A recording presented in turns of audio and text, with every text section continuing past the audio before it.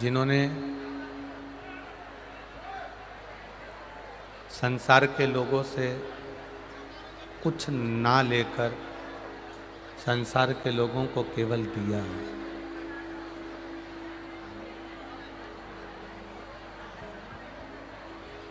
आप कैसा भी कर्म कर रहे हैं, आप जिन कर्म को कर कर चल रहे हैं,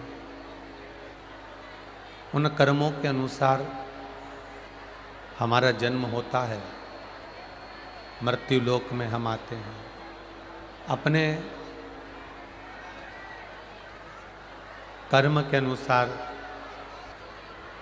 कर्मों के अनुकूल हम भगवान की अविरल भक्ति को प्राप्त करते हैं। जैसा संसार सागर में जाते समय, इस संसार सागर में रहते हुए भगवत भजन की एक नियम अपने भीतर बनाए कि हमको भगवत स्मरण करना है, भगवत भजन करना है, भगवत कीर्तन करना है। भगवत कीर्तन, भगवत स्मरण, भगवत नाम जाप करते हुए ये मानव जब चलता है तो उसके अगला जो जन्म है, जिस जन्म में वो आएगा, जिस जन्म को वो लेगा, वो जन्म उसका सवरेगा। इसलिए शिव महापुराण को भक्ति और मुक्ति की कथा कही गई है। शंकर की कथा को भक्ति और मुक्ति का संवाद कहा गया है। इसमें भक्ति भी है और इसमें मुक्ति भी है। एक बहुत सुंदर शब्द अपनी जिंदगी में उतारिएगा, बहुत सुंदर संवाद को अपने जीवन में उतारिएगा। प्राण त्याग देना, प्राण छोड़ देना एक अलग विषय हो जाता है, पर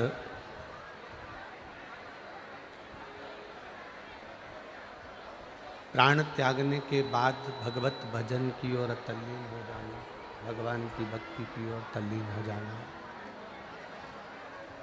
भगवान की अविरल भक्ति की ओर अग्रसर हो जाना, ये एक अलग विषय हो जाता है। शिव तत्व को जानना, भगवान शंकर की भक्ति को जानना, मृत्यु की सैया पर पहुँचते पहुँचते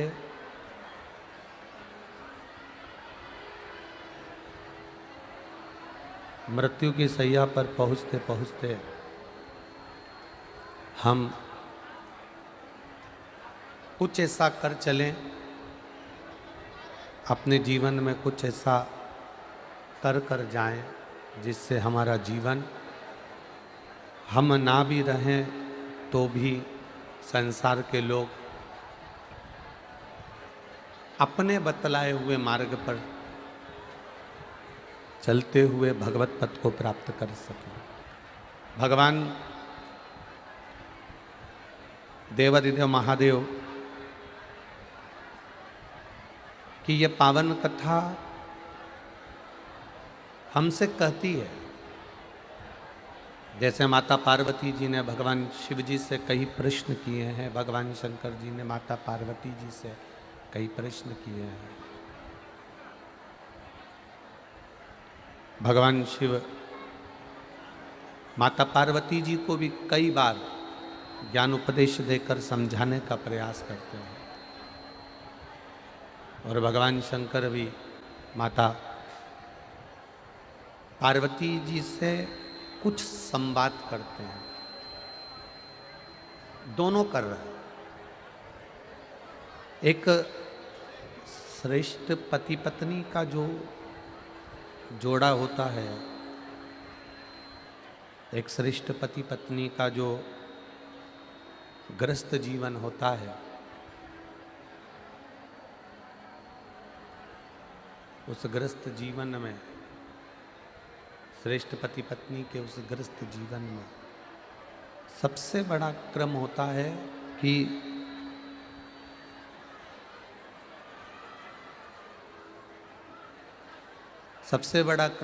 कि पत्नी पति के साथ बैठकर या पति पत्नी के साथ बैठकर भगवान की अविरल भक्ति को धारण करे।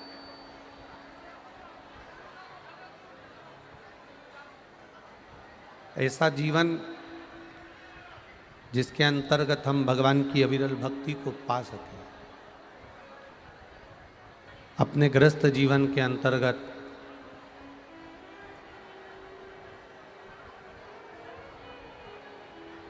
जितना भी समय मिले, थोड़ा बहुत जितना भी समय हमारे पास में रहे, उन समय में हम भगवान शिव का गुणगान करें, राम कृष्ण शिव की भक्ति करें।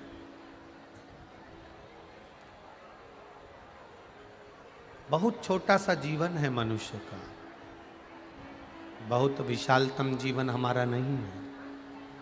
पहले तो गारंटी होती थी कि ये 100 साल के बाद तक जिएगा, ये 100 वर्ष तक जिएगा। पहले गारंटी होती थी कि ये 100 साल तक जी जाएगा, 100 साल तक जी लेगा, 100 साल तक रहेगा। पर अभी कोई गारंटी नहीं कि मनुष्य का जीवन कितना रहेगा, उसकी कोई गारंटी नहीं।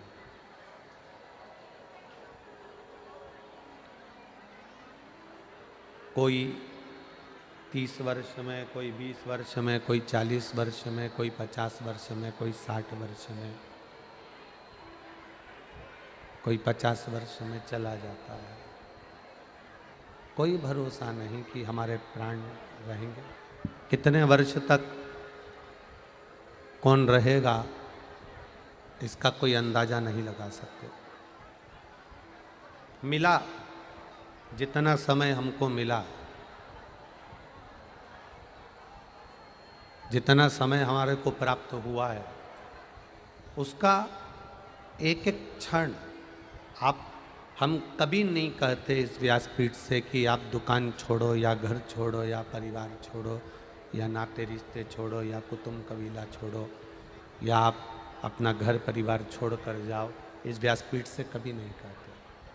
आप जहाँ हो वहीं रहो, परिवार में रहो, कुटुंब में रहो, साथ में रहो और रहकर भगवान शिव की अविरल भक्ति को धारण करते रहो, भगवान शिव का गुणगान करते रहो। जरूरी नहीं कि 24 घंटे ही आप मंदिर के अंदर बैठे रहें, जरूरी नहीं कि आप 24 घंटा किसी तीर्थ में जाकर बैठे रहें। जरूरी ये है कि आपके पास में जितना समय मिल रहा है, जितना समय आपको मिल जाए, आप उतनी देर भगवान की अविरल भक्ति को धारण करिए, भगवान के भजन को धारण करिए, भगवान के स्मरण को धारण करिए। आपको जितना समय मिले आप उस भगवान की भक्ति को, की अविरल भक्ति को, भगवान के भजन को, भगवान के कीर्तन को, भगवान के मंत्र जाप को, भगवान के स्मरण को धारण करें। जब हम किसी भी रूप में प्रत्येक संसार के जीव को परमात्मा का ही स्वरूप मानकर उसकी आराधना करते हैं, तो ये निश्चित है उसका फल हमारे जीवन में अवश्य प्राप्त होता है। नर में नारायण बसा होता है, इसलिए अतिथि देवो भव हमारे यहाँ कहा जाता है। कोई हमारे दरवाजे पर आए, कोई हमारी चौखट पर आए, कोई हमारे द्वार पर पहुँचे, हम उसका आदर करें, हम उसका सम्मान करें, हम उसका सत्कार करें।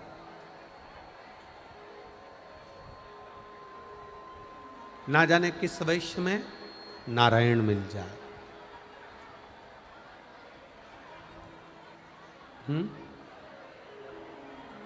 क्या बोल रहे हो?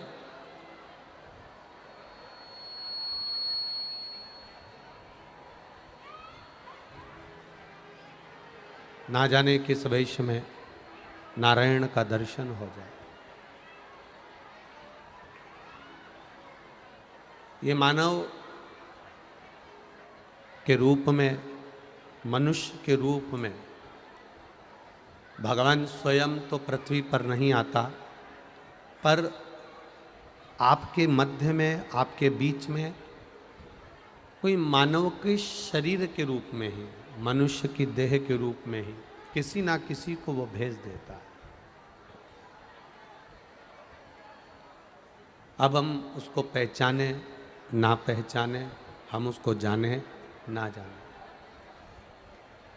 घर में रह रही माता, घर में रह रहे पिता, घर में रह रहे अपने परिवार वाले, कुटुंब वाले, हो सकता है हम इनको मरते दम तक ना पहचान पाए, पर एक घड़ी, एक पल, एक क्षण हमारे जीवन में ऐसा भी आता है जिस समय पर हम, जब वो चले जाते हैं, घर का वो बुजुर्ग व्यक्ति जब चला जाता है, घर का वो बूढ़ा व्यक्ति जब चले जाता है, तब हमको स्मरण में आता है कि उसने हमको सतमार्ग बताया था, वो आया था और हमको बताकर चले गया था। उसके जाने के बाद में हमको ज्ञात होता है।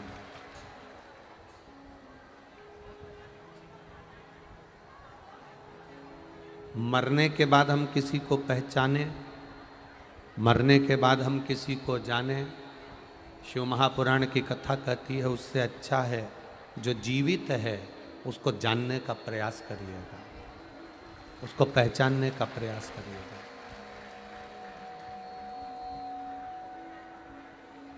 साक्षार बनो, खूब विद्या अध्ययन करो, खूब पढ़ाई करो, खूब डिग्रियां लो, मना नहीं है। साक्षार बनो। केवल हमारा तो एक निवेदन पहले भी रहा है, बीच में भी आप लोगों से वर्णन किया था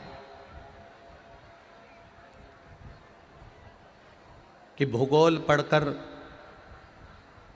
देश का ध्यान रखें और इतिहास पढ़कर भक्तों का ध्यान रखें कि संसार में भक्त कैसे प्राप्त हुए, संसार में भक्त कैसे आए, संसार में भक्त किस तरह से पहुँचे, संसार में भक्त कैसे आया है, संसार में भक्त आने के बाद वो भगवान को कैसे प्राप्त किया है, भगवत स्मरण कैसे प्राप्त किया है, भगवत भजन कैसे प्राप्त किया है।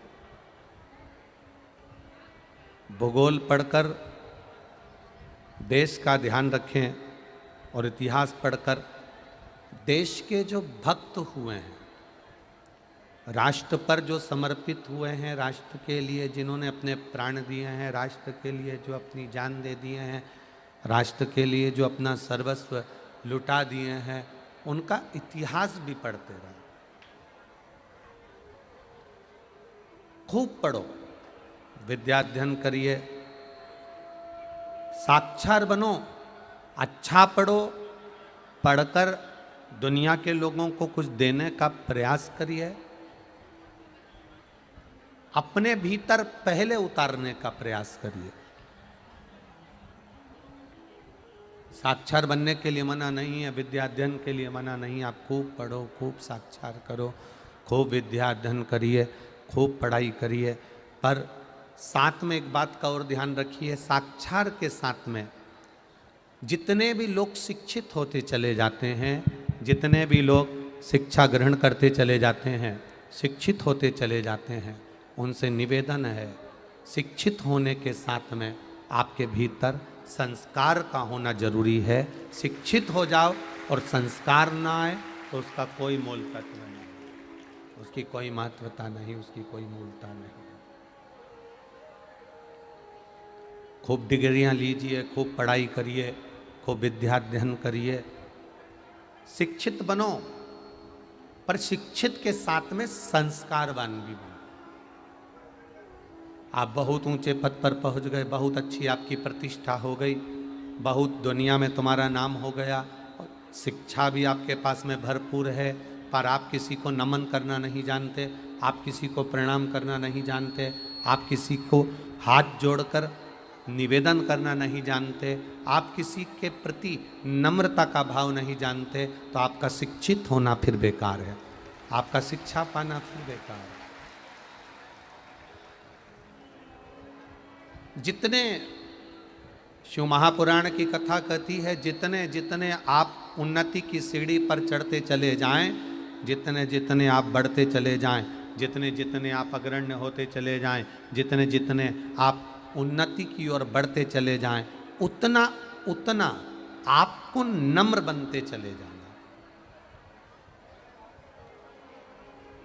उतनी नम्रता अपने भीतर लेकर आना, उतनी नम्रता अपने जीवन में लेकर आना। देखिएगा, ऊपर जो चढ़ता है ना, बहुत ऊंचाई पर डोंगरगढ़ की सीढ़ियां चढ़ रहा है, माँ बमलेश्वरी का दर्शन करने जा रहा है। जब डोंगरगढ़ की सीढ़ी चढ़ता है, बमलेश्वरी माता के दर्शन करने के लिए जाता है, पैदल पैदल चढ़ने वाला व्यक्ति थोड़ा सा झुककर चढ़ता चले जाता है। अगर वो एकदम कड़क होकर डोंगरगढ़ की सीढ़ी चढ़ेगा, माता रानी के बमलेश्वरी देवी की सीढ़ी चढ़ेगा, तो पीछे उल्टा मुंह गिर जाएगा। थोड़ा झुककर सीढ़ियों को चढ़ेगा तो ऊपर तक पहुंच जाएगा। उसी तरह हम भी बड़े बनना है तो थोड़ा झुककर चलेंगे तो ऊपर तक पहुंच जाएंगे।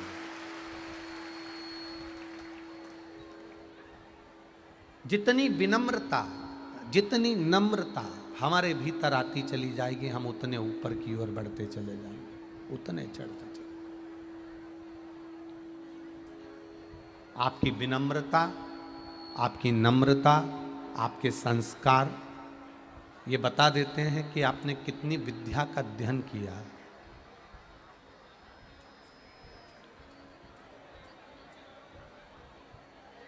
आपने कितने अच्छे स्कूल में विद्या अध्ययन करी है।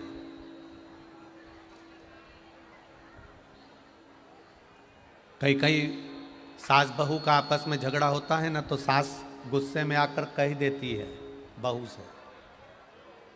जब सास बहू का झगड़ा होता है तो सास क्रोध में आकर बोल देती है, तुम्हारे पिताजी के यहाँ से यही सीख कर आए हो। बोलो सही है कि गलत है? बोलती कि नहीं बोलती? बोलती है ना, कि आप अपने पिता के घर से यही सीख कर आए हो। जब हम बहुत ऊंचे पद पर बैठने के बाद, बहुत ऊंची गादी पर बैठने के बाद, बहुत अच्छी कुर्सी पर बैठने के बाद, बहुत अच्छी प्रतिष्ठा पाने के बाद में, बहुत ऊंचे अहदे पर आने के बाद में, हम किसी एक छोटे से छोटे व्यक्ति से जिस तरह से बात करते हैं, तो सामने वाला समझ जाता है क्या ये वही सीखा है। हम किस स्कूल में पढ़ते हैं, हम किस विद्यालय में पढ़ते हैं, हम किस स्कूल से क्या ग्रहण कर रहे हैं, ये हमारे संस्कार बताते हैं, ये हमारी विनम्रता बताती है, ये हमारी नम्रता बताती है।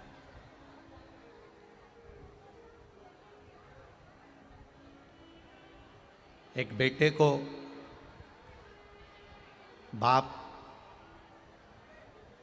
खूब पढ़ाता है। यहाँ पर सरकारी नौकरी करने वाले भी बहुत लोग बैठे हुए हैं, प्राइवेट नौकरी करने वाले भी बहुत लोग बैठे हुए हैं, और व्यापार करने वाले भी बहुत सारे लोग बैठे हुए हैं, खेती करने वाले भी बहुत लोग बैठे हुए हैं। एक पिता अपने पुत्र को बहुत अच्छे स्कूल में पढ़ाता है, बहुत विद्वान बनाने का प्रयास करता है, बहुत अच्छे स्कूल में पढ़ाने का प्रयास करता है।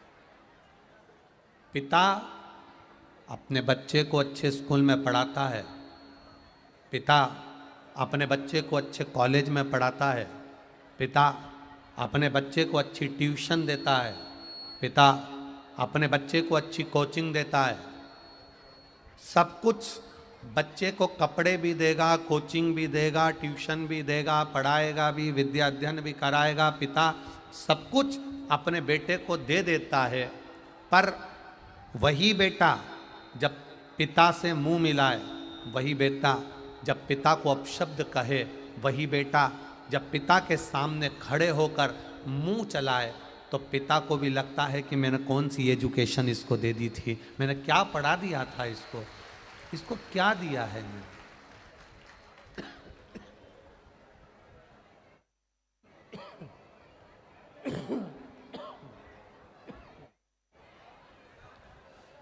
इसको कौन सी एजुकेशन, कौन सी विद्या दे दी, कौन सा पढ़ा दिया मैंने। एक पिता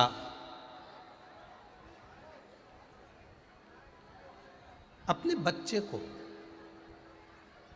पैसा लगाने में मना नहीं करता, एक पिता अपने बच्चे को धन और वैभव देने में मना नहीं करता, पर वही बच्चा जब पलट कर अपशब्द कहे, ताने दे, आड़ा टेढ़ा बोले, तो पिता को श्रेष्ठता नहीं लगती है।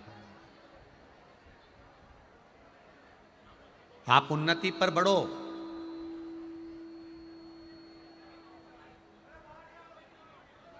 माता पार्वती और भगवान शंकर की परिक्रमा करी थी भगवान श्री गणेश जी महाराज ने, और पृथ्वी की परिक्रमा करी थी षडानंद कार्तिकेय जी ने।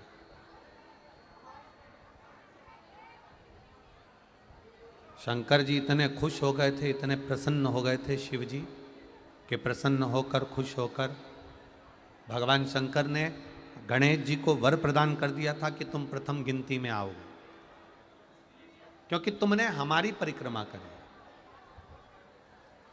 पर माता पार्वती जी को ये अच्छा नहीं लगा, माँ आदिशक्ति को ये ठीक नहीं लगा, और माता पार्वती जी को ये श्रेष्ठ नहीं लगा। तो पार्वती जी ने कहा, आपका प्रेम एक पुत्र पर है, गणेश जी पर।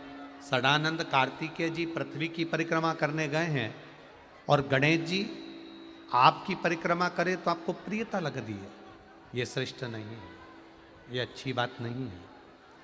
पार्वती जी ने भगवान शिव जी से वचन मांग लिया कि आज के बाद आपकी पूर्ण परिक्रमा कभी नहीं है। ये माता पार्वती जी ने शंकर जी से वचन मांगा है कि आज के बाद आपकी पूर्ण परिक्रमा कभी नहीं है, आपकी पूर्ण परिक्रमा कभी नहीं हो। शिव जी ने पूछा क्यों? पार्वती जी कहती हैं, गणेश जी ने आपकी परिक्रमा करी और आपने उसको प्रथम गिनती में लाकर छोड़ दिया, प्रथम पूज्य बना दिया। अगर आपकी कोई परिक्रमा कर लेगा, आप इतने भोले हो कि आप किसी को भी पद प्रदान कर सकते हो, किसी को भी प्रतिष्ठा दे सकते हो, किसी को भी ऊंचा स्थान दे सकते हो, इसलिए आपकी पूर्ण परिक्रमा नहीं है। आपकी पूर्ण परिक्रमा ना हो, आपकी परिक्रमा अगर होए भी तो आधी होकर वापिस आ जाए। एक पिता अपने पुत्र को सब कुछ देने को तैयार हो जाता है, पर एक पुत्र से पूछा जाए कि वो अपने पिता को क्या दे रहा है, अपने पिता को क्या प्रदान कर रहा है, अपने पिता को क्या दे सकता है। एक पत्र में एक बहन ने लिखा है, हमारे घर की माँ को एक बेटा प्रिय लगता है और एक बेटा प्रिय नहीं लगता, और आप कहते हो कि घर के माता पिता का सम्मान करो, आदर करो। हमारी सास को एक बेटा प्रिय है और एक बेटा प्रिय नहीं है, और आप कहते हो कि उनका आदर करो, सम्मान करो, सत्कार करो। हम उनसे कहना चाहेंगे जिन्होंने पत्र लिखा है कि एक बेटा प्रिय है और एक बेटा अप्रिय है, हम उनसे कहना चाहेंगे, आपके आने से पहले सास आपके पति को रोटी देती थी कि नहीं देती थी? बस इतना बता दीजिए।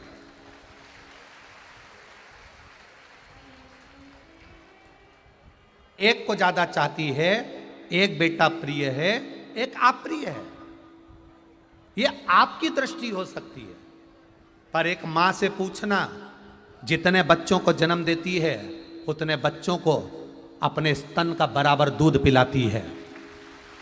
वो माता की दृष्टि में मां कभी नहीं सोचती कि इसको कम दूध पिलाऊंगी, ये दूसरे नंबर पर हुआ है, पहले बेटे को मैंने ज्यादा दूध पिला दिया, दूसरे को कम पिलाऊंगी, तीसरे को कम पिलाऊंगी। ना, मां की दृष्टि में सारे बच्चे बराबर होते हैं, बराबर का दूध पिलाती है, बराबर की मालिश करती है, बराबर की घूंटी उसको पिलाती है, बराबर का उसको चलना सिखाती है, बराबर की उसको एजुकेशन देती है, बराबर के स्कूल में पढ़ाती है, बराबर के कपड़े पहनाती है। कई कई जगह तो दिवाली पर, आजकल तो ऐसा नहीं होता, पहले तो दिवाली पर एक जैसा थान का कपड़ा कट कर आता था और जितने घर में बच्चे होते थे एक जैसे कपड़े पहनते थे। ये तो अब फैशन चालू हो गया कि प्लेट में अलग अलग पोहा देते हैं, प्लेट में अलग अलग चावल देते हैं, प्लेट में अलग अलग दाल देते हैं। माँ अपने बच्चों में भेद नहीं करती थी, एक ही थाली में चावल खिचड़ी डालकर 3 बच्चों को 4 बच्चों को बिठा देती थी और बच्चे उसमें से खा लेते थे। ये हमको लगता है कि हमारी सास भेद करती है, ये हमको लगता है हमारे पिता भेद करते हैं। हो सकता है वो कुछ भी करें, फिर भी वो माता पिता हैं, उन्होंने दूध पिलाया है और दूध पिलाया है तो उसका कर्ज हमें अदा करना चाहिए, उसका सम्मान कर कर,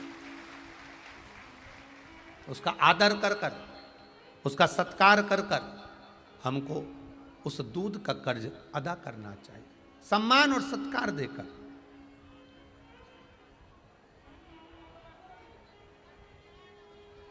हम तो कई लोगों से कहते हैं अगर गौ माता का भी अपने 1 गिलास दूध पिया है, अगर गौ माता का भी 1 चम्मच के बराबर भी दूध पिया है तो उसका फर्ज और कर्ज अदा जरूर करना, उसको 1 रोटी जरूर देना और उसका सम्मान जरूर करना।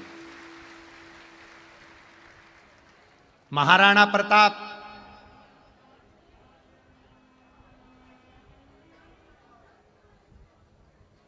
क्षत्रियों में शिरोमणि महाराणा प्रताप, जिनकी शूरवीरता का बखान पूरा विश्व करता है।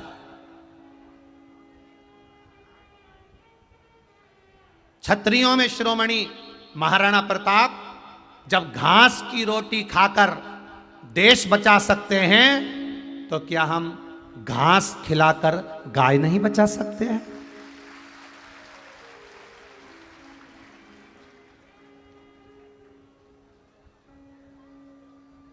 जरा विचार करिएगा अपनी बुद्धि और अपने चित्त पर। हमने अपनी नेत्रों से, अपनी बुद्धि से, अपने चित्त से, अपने व्यवहार से, अपने व्यापार व्यवहार में हम एक दूसरे का आदर सम्मान करना भूल गए। हम आदर सम्मान से वंचित हो गए।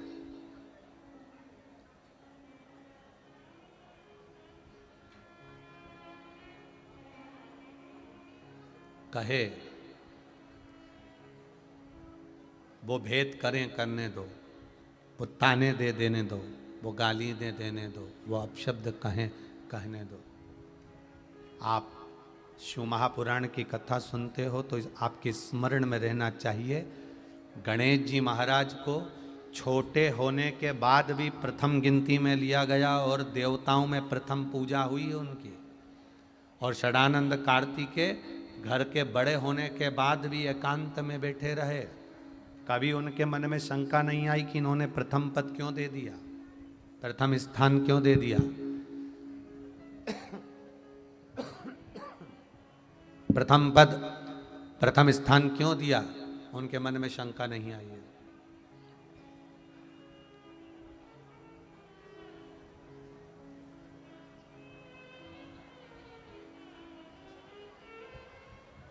उनकी चित्त वृत्ति में एक ही चीज रही, कोई अपना अग्रण्य तो बढ़ रहा है,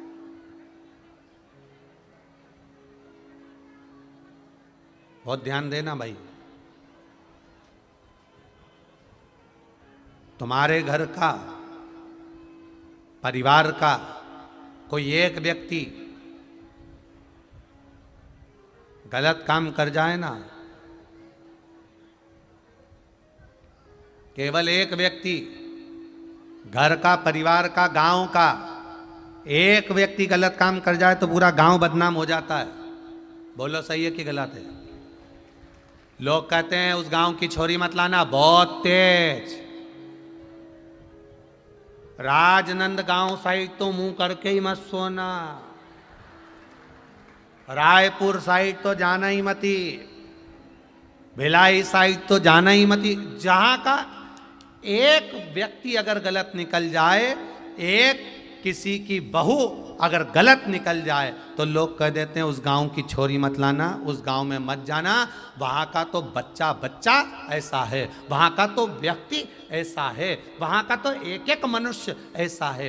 एक व्यक्ति अगर गांव का बेकार निकल जाए तो पूरा गांव बदनाम हो जाता है। और गांव में एक व्यक्ति भगवान का भजन करने वाला निकल जाए तो पूरा गांव का कल्याण हो जाता है। एक व्यक्ति गलत कर दिया तो पूरा गांव बदनाम हो गया, और एक व्यक्ति अच्छा काम कर दे तो पूरा गांव प्रसिद्ध हो जाता है। साहब उस गांव का भक्त है, उस गांव में रहने वाला है, उस नगर में रहने वाला है, उस शहर में रहने वाला है। कौन? वो तो हमारे गांव का है, वो तो हमारे शहर का है। हम सांसत्ता से बताना प्रारंभ करते हैं, हम सांसत्ता में बोलना प्रारंभ करते हैं, हम आनंद के साथ बोलना प्रारंभ करते हैं। वो हमारा परिचित है, वो हमारा श्रेष्ठ है।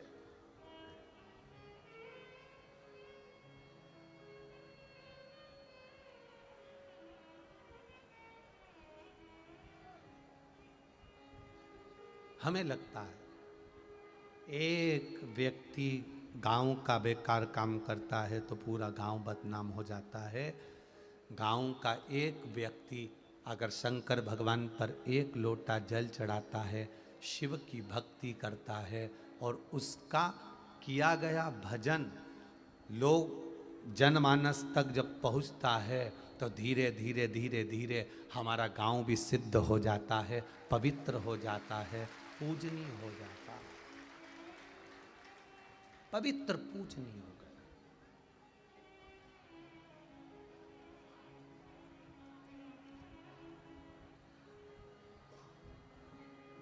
घर में 10 लोग रहते हैं, 20 लोग रहते हैं, 25 लोग रहते हैं, घर में 30 लोग रहते हैं। जरूरी नहीं कि 30 ही भगवान का भजन करे, 25 ही भगवान का भजन करे।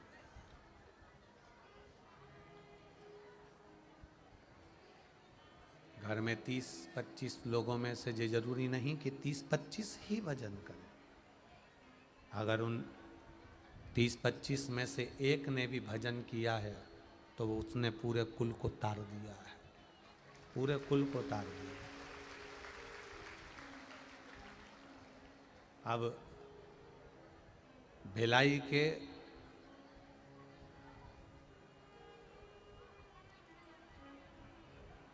यहाँ भिलाई के लोग कितने कथा सुन रहे हैं? जरा हाथ उठाना। भिलाई वाले, भिलाई के बहुत सुंदर, रख लो रख लो रख लो, बहुत बढ़िया। और बाहर से आए हुए लोग हाथ उठाइएगा। ठीक है, इधर लीजिए, इधर लीजिए। अब तुम जिस जिस गांव से आए हो, जिस जिस नगर से आए हो, भिलाई के जिस क्षेत्र से आए हो, जिस गांव से, जिस नगर से,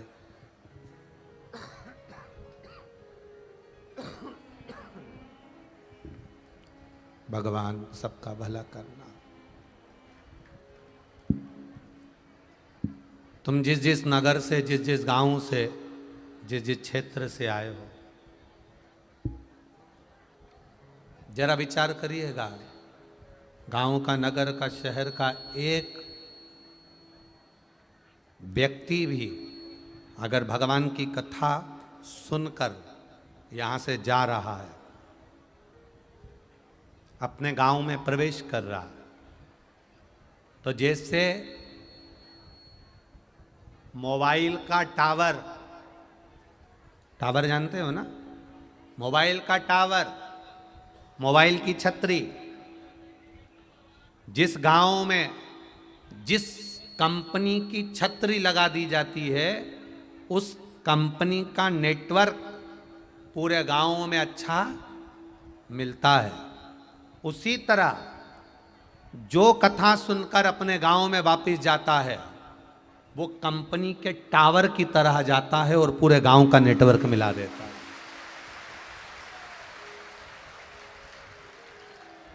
पूरे गांव का नेटवर्क मिला देता है। एक अकेला कथा सुनकर गया, गांव के किसी एक माता ने पशुपति व्रत किया, उसने जो टावर खड़ा करा सबकी लाइट जला दी, सबकी। एक टावर ने सबके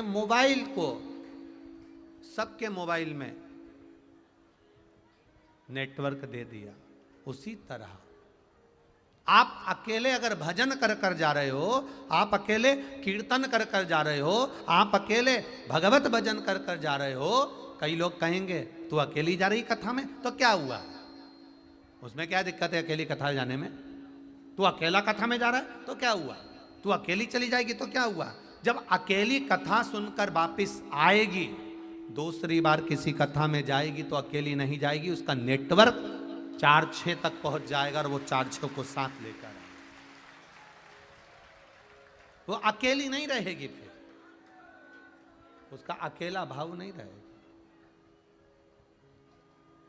अकेले कथा में जा रहे हो, अकेले जा रहे हो, ना ना ना ना, वो प्रसार कर रही है। सुनकर गए, भजन कर कर गए, स्मरण कर कर गए, 4 लोगों में जाकर उसने भी अपने भगवत भजन का फिर वर्णन करना प्रारंभ किया कि साहब मैंने कथा सुनी, उस कथा का ये आनंद है, ये कथा का आनंद है। भगवान को पाने के लिए बहुत बहुत तप साधना, ये जो आप लोगों को पहले सतयुग था, उस सतयुग में लोग तप साधना के बल पर भगवान को प्राप्त कर लेते थे। त्रेता आया, लोग भगवान को यज्ञ और तप साधना से प्राप्त कर लेते थे। द्वापर आया, लोग भगवान को यज्ञ अनुष्ठान आदि कादिक तत्व से साधना से भगवान को प्राप्त कर लेते थे। पर यह कलयुग चल रहा है, इस कलयुग में तुलसीदास जी ने केवल एक लाइन लिखी कि कलयुग केवल नामधारा, सुमर सुमर नर उतरहि पारा। कलयुग में केवल नाम की आधारशिला, कलयुग में केवल नाम की आधारशिला तुलसीदास जी लिखते हैं। केवल तुलसीदास जी नाम की आधारशिला देते हैं कलयुग में कि भगवत नाम लीजिए, भगवत भजन करिए, भगवान कथा सुनिए, भगवान की भक्ति करिए। जितना श्रवण करोगे विश्वास जागता जाएगा, विश्वास जागता जाएगा, परमात्मा के करीब पहुंचते चले जाओगे। आप जितना श्रवण करोगे, कलयुग में केवल नाम की आधारशिला को रखा है कि भगवान का नाम लो और भगवान का नाम लिवाओ। दूसरे से भी श्री शिवाय नमस्तुभ्यम बुलवाइए और आप खुद भी श्री शिवाय नमस्तुभ्यम बोलिए। नाम जपिए जितना जप सके।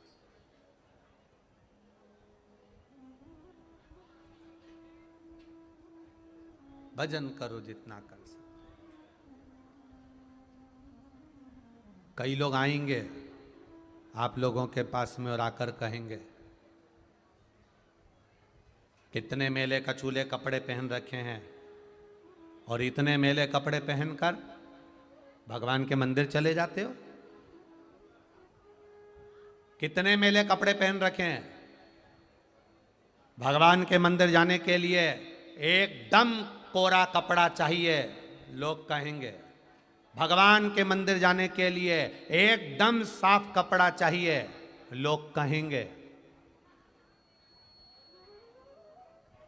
भगवान के मंदिर जाने के लिए एकदम पवित्र चाहिए, तब आप भगवान शंकर को जल चढ़ा सकते हो, तब आप भगवान शंकर को छू सकते हो। ये दुनिया के लोग कहेंगे कि भगवान शंकर को अगर छूना है, शंकर का स्मरण करना है, शंकर की पूजन करना है, शंकर की भक्ति करना है, तो आपको कोरे कपड़े पहनना पड़ेगा, एकदम पवित्र होना पड़ेगा, एकदम साफ होना पड़ेगा।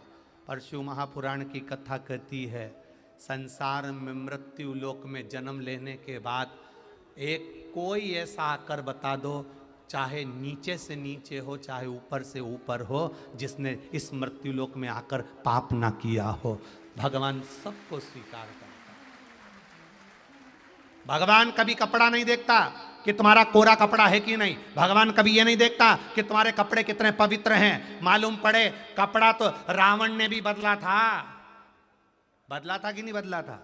रावण ने भी संत का चोला धारण कर लिया था। कपड़े बदलने वाले बहुत मिल जाएंगे महाराज, ढेर मिल जाएंगे कपड़े बदलने वाले। पर शिव महापुराण की कथा कहती है कपड़ा बदलने से अगर भगवान मिलता होता तो शोरूम में पुतले का रोज कपड़ा बदला जाता है, सबसे पहले भगवान उसी को मिलता। कपड़ा बदलने से कभी परमात्मा नहीं मिलता, कपड़ा चेंज करने से कभी भगवान नहीं मिलता। कपड़ा बदल लेने से, कोरा कपड़ा पहन लेने से, नए कपड़े पहन लेने से, एकदम पवित्र कपड़े पहन लेने से कभी भगवान नहीं मिलता। भगवान दिल पवित्र होना चाहिए, मन शुद्ध होना चाहिए, निर्मल चित्त, निर्मल मन सो मोहि पावा। आपका मन, आपका चित्त जितना निर्मल होगा भगवान उतनी जल्दी मिलेगा। अब मालूम पड़े कोई कह दे मैं तो किसी को छूती भी नहीं हूं, सबसे पहले मंदिर जाती हूं, सबसे पहले मंदिर जाती हूं, मैं किसी को नहीं छूती, मैं किसी को हाथ तक नहीं लगाती, सबसे पहले मंदिर जाती हूं। अब मालूम पड़े ये कह रही है कि मैं किसी को हाथ नहीं लगाती, सबसे पहले मंदिर जाती हूं, और दिन भर जो कहते हैं कि मैं किसी को हाथ नहीं लगाता पहले मंदिर जाता हूं, उनसे मैं पूछना चाहता हूं दिन भर में तुम झूठ कितनी बार बोलते हो, वो भी हमें बता दीजिएगा। कितनी बार झूठ बोलते हो? केवल एक बार मंदिर जाते समय पवित्र हो जाना और दिन भर अपवित्र हो जाना, ये मेरे शंकर को प्रिय नहीं है। शंकर कहते हैं जैसे तुम हो, मां की दृष्टि में, पिता की दृष्टि में बेटा बनावटी नहीं होना चाहिए। माता पिता की दृष्टि में बेटा जैसा है वैसा आए और अपने पिता के गले लग जाए, पिता स्वीकार कर लेगा। माता पिता की दृष्टि में बच्चा जैसा है वो माता पिता के गले लगेगा, माता पिता उसको स्वीकार कर लेंगे।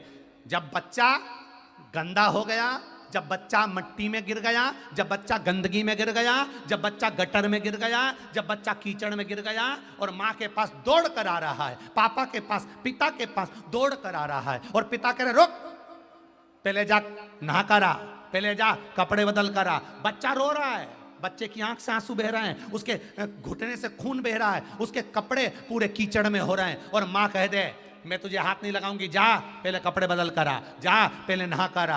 आप में से कितनी माताएं हैं जिसका बच्चा गिर गया हो, पड़ गया हो, खून निकल रहा हो, लथपथ हो, कीचड़ लगा हो, और माँ कह देती हो कि मैं तुझे हाथ नहीं लगाऊंगी, जा पहले नहा करा। ऐसी दुनिया में कोई ना माँ होगी ना बाप होगा। कीचड़ से लथपथ बेटे को भी गले लगा लेगा, वो माँ बाप होगा। बेटा कीचड़ में भी लथपथ है, बेटा कितना भी शरीर से रक्त बह रहा है, बाप कीचड़ नहीं देखेगा, बाप कपड़े नहीं देखेगा, बाप तुम्हारे अच्छे कपड़े नहीं देखेगा, बाप गले से लगा लेगा। उसी तरह मेरा भोलेनाथ है, तुम्हारे कपड़े नहीं देखता, गले से लगाता है। तो तुम्हारे अच्छे कपड़े नहीं देखेगा।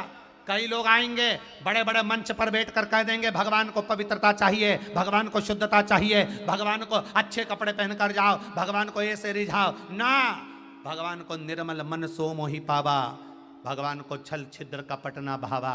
दिन भर झूठ बोलो और सवेरे केवल चंदन का तिलक लगा के राम राम कर लो, भगवान को ये प्रियता नहीं लगती। मुख में राम और बगल में छुरी, राम राम जपना, पराया माल अपना, ये भगवान की प्रियता नहीं है। भगवान की प्रियता केवल एक है, जैसे हो, जैसा हो वैसे मुझे प्राप्त करना, मैं तुझे मिल जाऊंगा।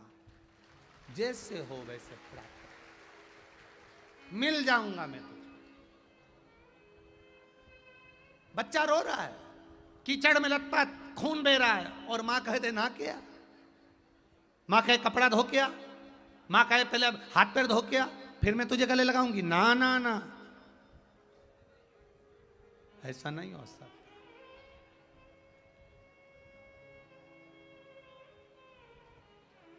लाखों के दुखड़े जो तू हर गया डमरू वाले, तो मेरे दुखड़ों को देख कर क्यों डर गया डमरू वाले?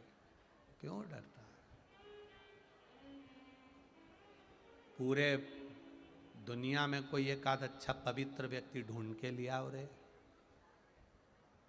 जो कभी ना झूठ बोला, ना कभी कपट करा, ना कभी बेईमानी करी, ना कभी प्रपंच करा, ना कभी अपशब्द बोला, ना कभी अपशब्द सुना, ना ये पाँव कहीं गलत जगह गए, ना ये हाथ कभी गलत कृत्य किए, ना इन नैनों से कभी गलत देखा, ना इन मुख से कभी गलत बोला, ना जिह्वा से गलत पाया। ऐसा पवित्र ढूंढना बहुत कठिन। इसलिए कई लोग हमसे भी प्रश्न करते हैं कि लोग रुद्राक्ष पहनते हैं और कईयों के घर में मांस मदिरा पहुंच जाता है, आप इनको मना क्यों नहीं करते कि ये रुद्राक्ष ना पहने? इनके घर में गलत चीजें पहुंचती हैं। हम कहते हैं अगर रुद्राक्ष इनके गले तक पहुंचा है, रुद्राक्ष अगर इनके घर तक पहुंचा है, तो एक ना एक दिन भोलेनाथ पहुंचकर ये गलत चीजें भी बंद करवा देगा, ये निश्चित है।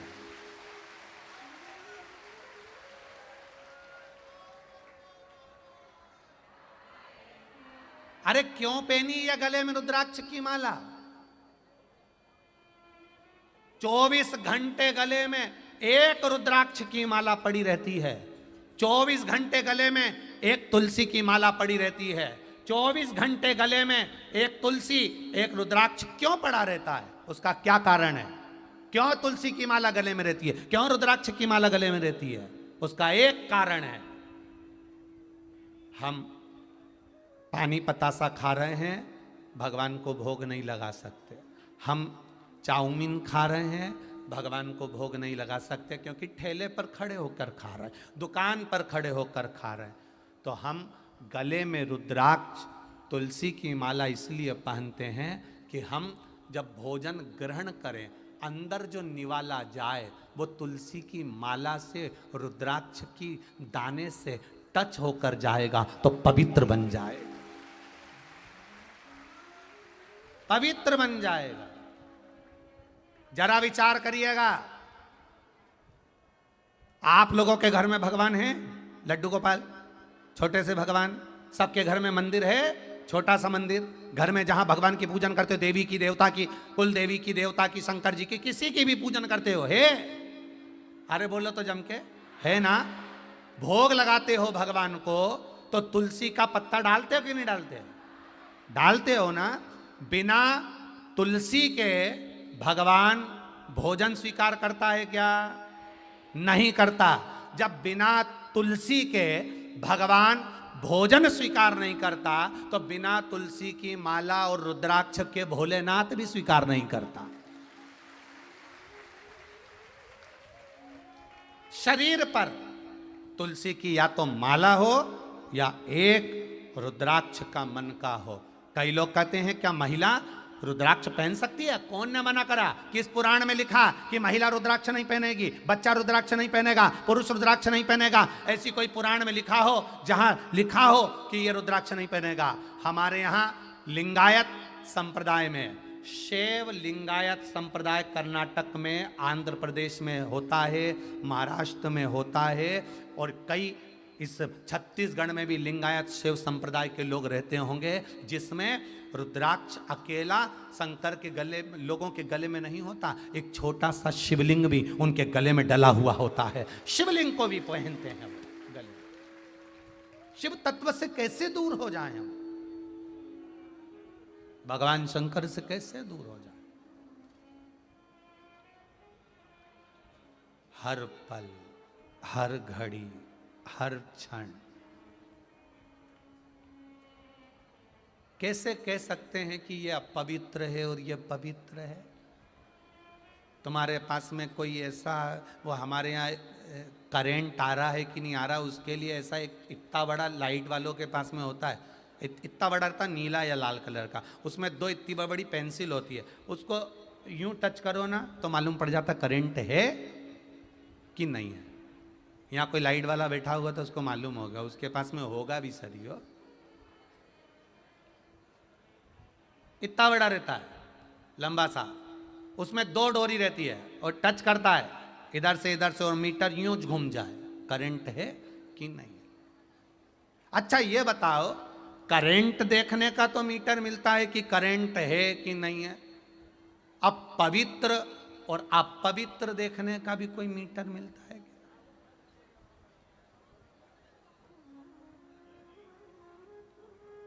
कोई मीटर है अपने पास में कि ये पवित्र है या अपवित्र है? बहुत सारा चंदन लगा लिया, माला पकड़ के बैठ गए तो क्या पवित्र कहला जाओगे? अरे बोलो तो जम के। मालूम पड़े माला तो पकड़ी और अंदर से पड़ोसी की गाड़ी देख देख के जले जा रहे और के पवित्र बन गए, तो कहां से पवित्र बन गए रे? कहां से पवित्रता गई? इसको नहीं कहा गया। क्या किसको रोई है? जैसे हो वैसे ही रहना, दिखावा नहीं करना कभी भी। जो ज्यादा दिखावा करता है ना, एक दिन औंधे मुंह गिर जाता है। तुम देख लेना, नई नई जो दुल्हन बनती है और ज़्यादा यहाँ से पिन टच कर ले और यहाँ से यूज कर ले और पेंसिल से लाइन खींच ले, यहाँ से आँख माँख पोत के और ऐसा गजरा मजरा लगा के और सैंडल इतनी ऊंची पहन के जब वो स्टेज पे चले ना, तो खुद का लहंगा भी नहीं संभालती, पड़ोसन संभाल के चलती, क्योंकि उस समय उसको दिखावा करना है। रोज उसके कपड़े का पड़ोसन उठाती है, बोले जम के बोलो जरा, रोज उसका लहंगा का पड़ोसन पकड़ती है? नहीं। जब वो दिखावा करने के लिए जाती है तो लहंगा भी दूसरे को पकड़ना पड़ता है। माला लेकर जाने की जगह पड़ोसन माला लेके जाती है, ये अकेली बस पुतली बाई जैसी चली जाती। दिखावा कर रहे हो ना, अगर दिखावा नहीं होता, जैसे थे वैसे की वैसे ही, जो कपड़े थे जैसे कि जैसे ही, अपने हाथ से डेंटिंग पेंटिंग करके नहीं जाती पार्लर, अपने हाथ से तैयार होकर मंच पर चली जाती, लहंगा भी किसी को पकड़ने की जरूरत नहीं पड़ती, खुद की माला लेकर खुद पहुंच जाती। ये दिखावे से बनती। अब कई लोग पशुपति व्रत करते और दिखावा देखिए सुबह से, आज मेरा पशुपति का व्रत है, आज मेरा पशुपति का व्रत है, आज मेरा पशुपति का व्रत है। सुबह से थाली तैयार कर रही, आवाज लगाई, थोड़ा सा कच्चा दूध रख देना भगवान के लिए, आज मेरा पशुपतिनाथ का व्रत है। बहू ने कच्चा दूध लाकर रख दिया, थाली लगाने लगी, या कंकु का डब्बा रखा था, कौन ले गया? आज मेरा, बोलते जाओ, पशुपतिनाथ का व्रत है। इतने में बहू दौड़ के आई, मम्मी वो रखा डब्बा, निकाल के दे दिया। आज बेलपत्री नहीं लाया क्या वो? आज मेरा पशुपतिनाथ का व्रत है। जैसे तैसे, और जो पानी भरने गई तो रसोई घर में जाके देखा तो लोटा ही नहीं है, वो फिर चिल्लाई, कहां गया?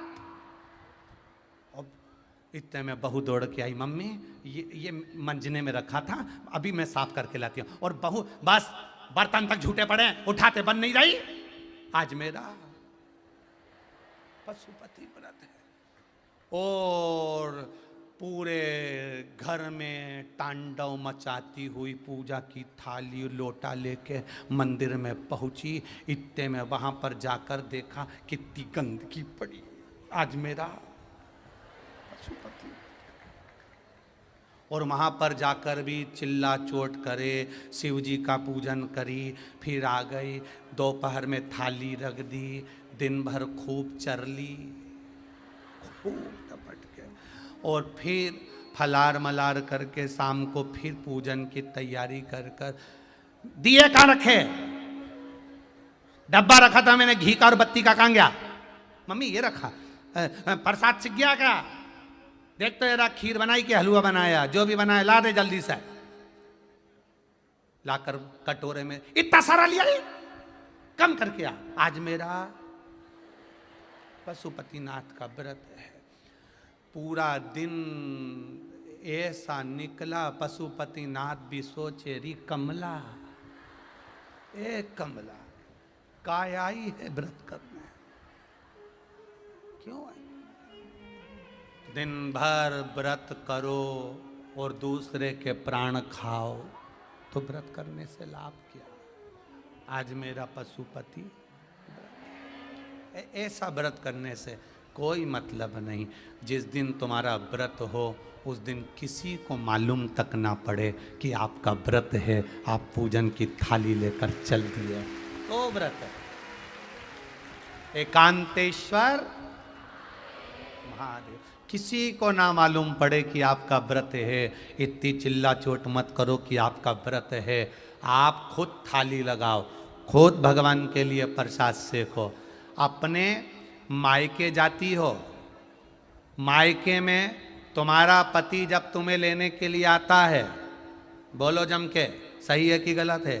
मायके में जब पति लेने के लिए आता है तो सास अर्थात मायके में माँ कह देती है, भाभी कह देती है, जीजी आज तुम जीजा जी के लिए भोजन बना लो, क्योंकि तुमको मालूम है उनको कैसा स्वाद लगता है।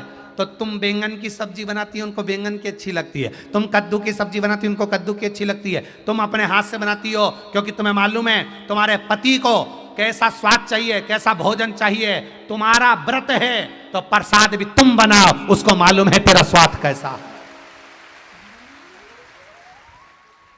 स्वयं बनाओ ना। 4 घंटे से बोल रही खीर बन गई का? पशुपति बन गई क्या? भगवान भी। और बचा कुचा था तो 5 दिए मंदिर में लगा के, छठा दिया दरवाजे पे लाई और माचिस मंदिर में भूली आई।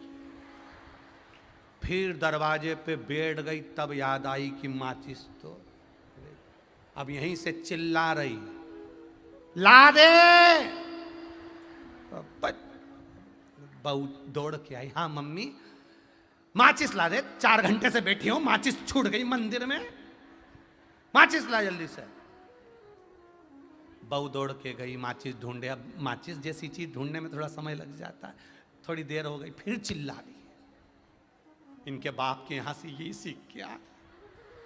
बताओ, बेटी में माचिस ही नहीं है, माचिस ही नहीं है। अब जैसे तैसे माचिस लाई, दिया जलाई और हाथ जोड़ के बोली, पशुपतिनाथ मेरी सुन लेना। अंदर बहू बोल रही, बिल्कुल मत सुनना, बिल्कुल ना सुनिएगा। क्या मतलब है ऐसा व्रत करने से?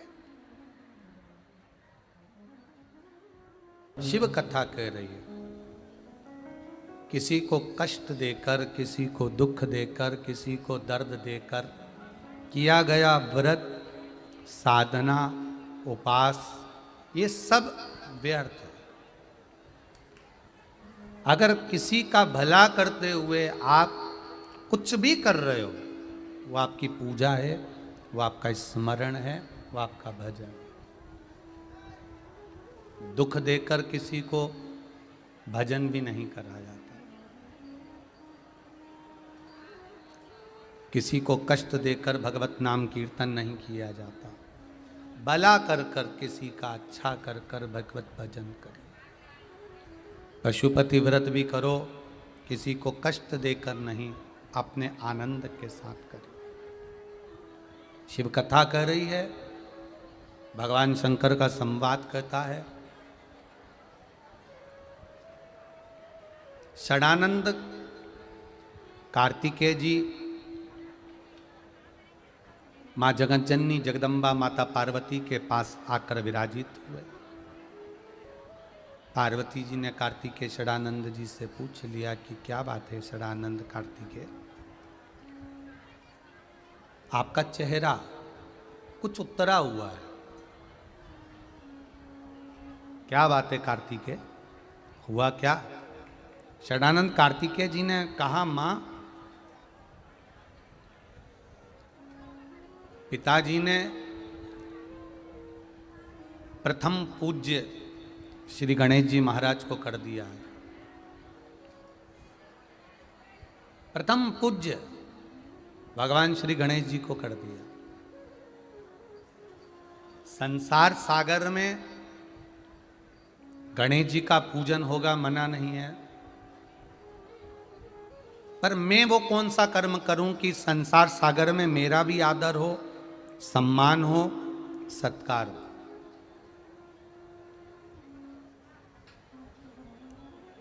आप दूसरे के दुख में शामिल होइए, एक बार सुख की घड़ी में भले मत जाओ, पर किसी के दुख की घड़ी में अगर पहुंच गए तो वो जिंदगी भर याद रखता है, जिंदगी भर याद रखता। आप उस दुख की घड़ी में वहां पहुंच जाइए। षडानंद कार्तिकेय जी ने नियम बना लिया। षडानंद कार्तिकेय जी ने विचार कर लिया कि मैं शिव की आराधना करूंगा। एकांत में बैठकर षडानंद कार्तिकेय जी ने शंकर भगवान का एक पार्थिव शिवलिंग का निर्माण किया। आज भी आंध्र प्रदेश की वो धरा पर जहां पर भगवान शिव के शिवलिंग का निर्माण किया है षडानंद कार्तिकेय जी ने और उसका जो पूजन किया है, आज भी वो शिवलिंग है, आज भी वो शिवलिंग विराजमान। कई भारत की भूमि पर देश विदेश में कई शिवलिंग ऐसे हैं जिनका मात्र दर्शन ही कर लो, जिनका मात्र नाम उच्चारण ही कर लो तो हमारी जिंदगी सफल हो जाती है। जैसे काशी विश्वनाथ नहीं भी जाओ तो काशी काशी काशी काशी 5 बार बोल लो तो जीवन धन्य हो जाता है। महाकालेश्वर नहीं भी गए, महाकाल भगवान का नाम एक बार मुख पर ले लिया तो जीवन धन्य हो गया। केदारेश्वर नहीं गए, केदारनाथ नहीं पहुंचे, जब केदारनाथ जी के पट 4 महीना 5 महीना के लिए खुलते हैं, उस समय पर आप केदारेश्वर का प्रतिदिन स्मरण कर लीजिए, केदार का दर्शन का फल आपको प्राप्त हो जाता है।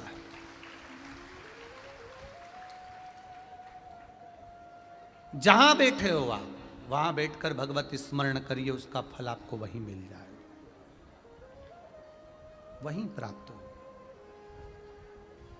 एकांत में आपके भी गांव के आसपास में जो पुराने पुराने शिवालय हैं, पुराने पुराने शिव मंदिर हैं, आप लोग भिलाई में रहते हैं, कोई रायपुर में रहता है, कोई राजनांदगांव में रहता है, कोई कौकड़ी रहता है, कोई सुहेला रहता है, कोई छुरिया रहता है।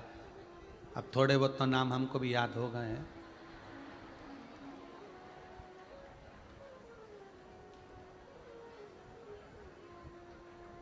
और बचे कुछ नाम होंगे तो ये दिनेश साहू याद करा देंगे पूरे।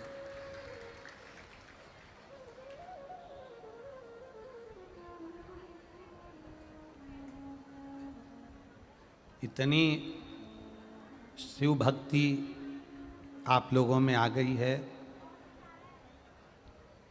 कि धीरे धीरे करते करते करते करते छत्तीसगढ़ के एक एक गांव का नाम भोलेनाथ जी को तो याद आ ही जाएगा, ये पक्का है, निश्चित है।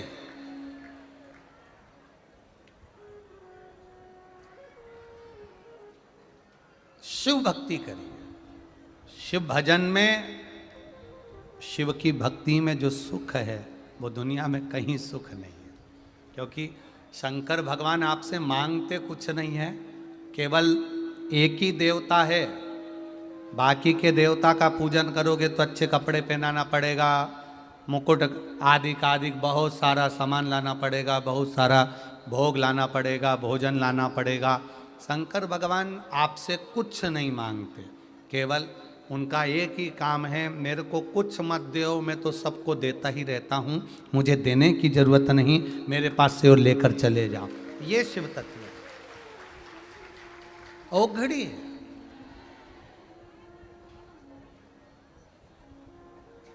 जब पूरा श्वास खत्म हो जाती है तब लोग शरीर को शमशान ले जाते हैं शंकर जी के पास। जब पूरी श्वास खत्म हो गई, आपसे निवेदन है, सब दूर हाथ पैर जोड़ लिए हो, सब जगह से आस खत्म हो गई हो, कहीं से तुम्हारा काम ना हुआ हो, तब शंकर के दरवाजे जाना चालू कर देना, आस फिर जाग जाए। सब जगह से जब हार गए, सब जगह से जब धक्के खा लिए, हर जगह से तुम्हें धक्का देकर निकाल दिया गया हो, हर जगह से तुम्हें धक्के दे दिए गए हों, अब कोई सात तत्व जब नजर ना आ रहा हो तो भिलाई की 7वें दिन की कथा अच्छे से सुनना कि जब सब जगह से हार जाओ तब महादेव के पास चले जाना। महादेव और उसके पास जाकर निवेदन करना, भोलेनाथ दया करना,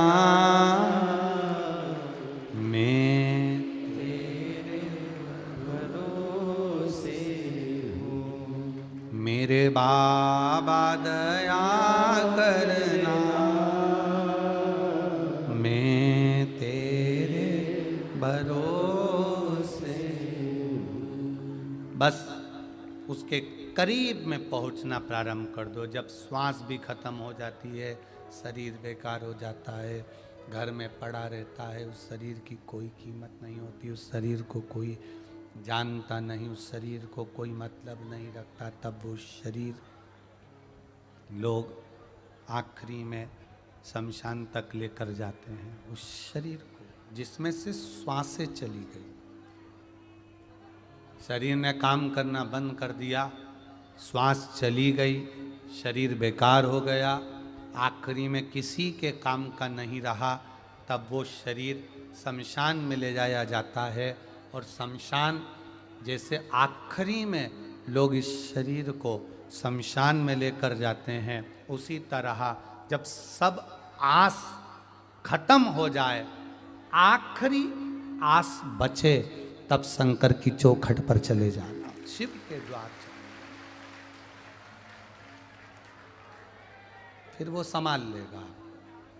पार्वती जी ने कहा षडानंद कार्तिकेय से कि आप एकांत में बैठकर शिवलिंग की स्थापना कर कर उसका पूजन करो। एकांत में जो शिवलिंग होता है उसको आप कुछ चढ़ाएं ना चढ़ाएं, आप उसको जल चढ़ाएं ना चढ़ाएं। एकांत में जो शिवलिंग है उसको अगर आपने केवल 5 वृक्ष की पत्ती भी चढ़ा दी है तो उसने स्वीकार कर लिया। आप जाओ उसकी चौखट,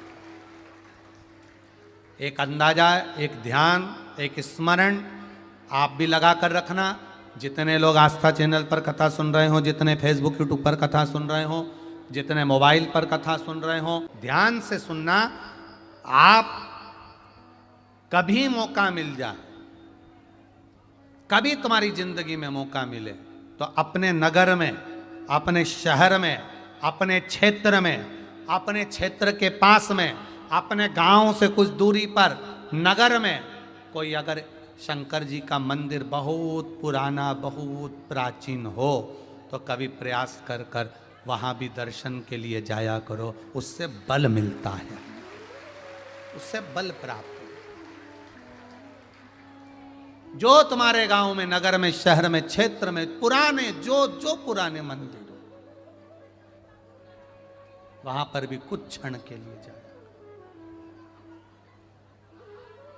और जब आप उन प्राचीन मंदिरों में पहुंचेंगे, उन मंदिरों में जब आप जाएंगे तो उससे एक बल मिलेगा। जैसे सावन महीने में शंकर भगवान को कावड़ चढ़ाई जाती है, जाते हो आप लोग? आसपास में कावड़ चढ़ाने जाते हो? अरे बोलो, जम के तो बोलो। जाते हो? प्रयास करा करो। कहीं नहीं जाओ, आसपास में कहीं शिव मंदिर हो वहाँ चले गए, और भी कहीं दूर चले गए, ठीक है, ना गए हो तो सीहोर आ जाना कावड़ चढ़ाने के लिए बाबा कुबेर भंडारी के यहाँ। हमारा भी प्रयास रहता है साल में एक बार।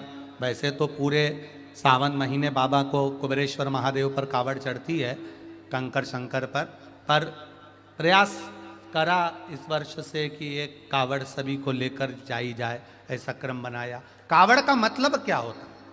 कावड़ का महत्व क्या होता है? क्या फल प्राप्त होता है? क्या मिलता है? जो लोग सीहोर कुबेरेश्वर धाम की कावड़ चढ़ाए होंगे पिछले बार, उनसे एकांत में जाकर कभी पूछ लेना अकेले में कि तुम सीहोर गए थे, कावड़ चढ़ाई थी बाबा को, आपको क्या मिला? एक महीना भी नहीं होने देता, जब हम दोनों हाथ से बाबा की कावड़ समर्पित करते हैं तो वो 1000 हाथ से भरना प्रारंभ कर देता, 1000 हाथ से देना प्रारंभ कर देता। हम शिवजी को देख कितना रहे, थोड़ा सा 7 दिन की शिव पुराण सुन रहे हो और 7 जन्म के चक्कर काट रही है। जो 7 जन्म हमें अलग अलग जन्म मिलने वाले थे, ना जाने किस किस योनि में पड़ने वाले थे, 84 लाख योनियां जो हमको प्राप्त होने वाली थी, केवल एक शिव महापुराण की कथा को श्रवण कर कर हम सारी योनियों को काटकर परमात्मा की शरण में चले जाते हैं। 7 दिन की कथा केवल हम श्रवण करते हैं, जितनी मिली उसको अपने जीवन में उतारते हैं और अपने जीवन को लक्ष्य बनाकर परमात्मा की शरणागति की ओर बढ़ते चले जाते हैं। एकांत में जहां मौका मिल जाए। ये बहुत सारी माताएं बाहर से और पुरुष लोग, बहुत सारे भक्त लोग बाहर से कथा सुनने आते हैं। क्या इनके घर में क्या सोने की जगह नहीं है? इनके घर में क्या रहने की जगह नहीं है? इनके पास में क्या होटल में जमा करने का पैसा नहीं है?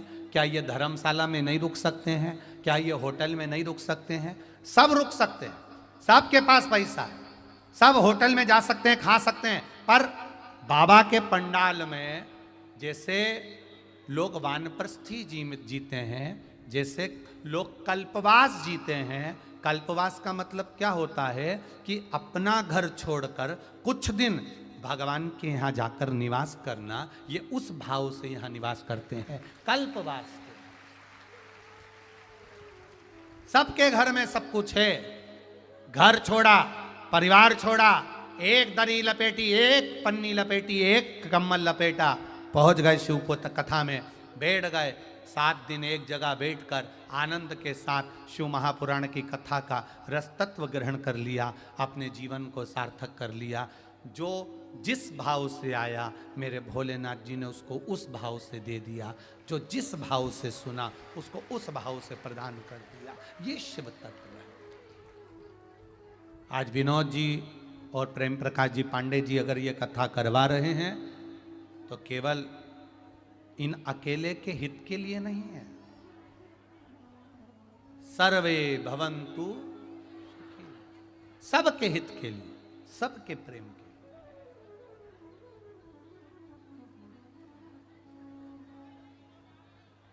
महाराज शिव कथा कह रही है। सदानंद कार्तिकेय जी चले, एकांत में उन्होंने पार्थिव शिवलिंग का निर्माण किया और पार्थिव शिवलिंग का निर्माण कर कर सदानंद कार्तिकेय जी क्या देवता को चढ़ाए, क्या देवाधिदेव महादेव को चढ़ाए, शिव जी को क्या चढ़ाया?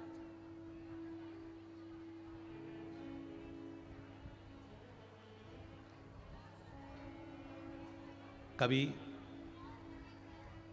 आप अपनी सास से, ससुर से रोज पूछते हो आज भोजन में क्या बनाऊं? आप रोज पूछते हो आज क्या बनाऊं, क्या तैयार करूं?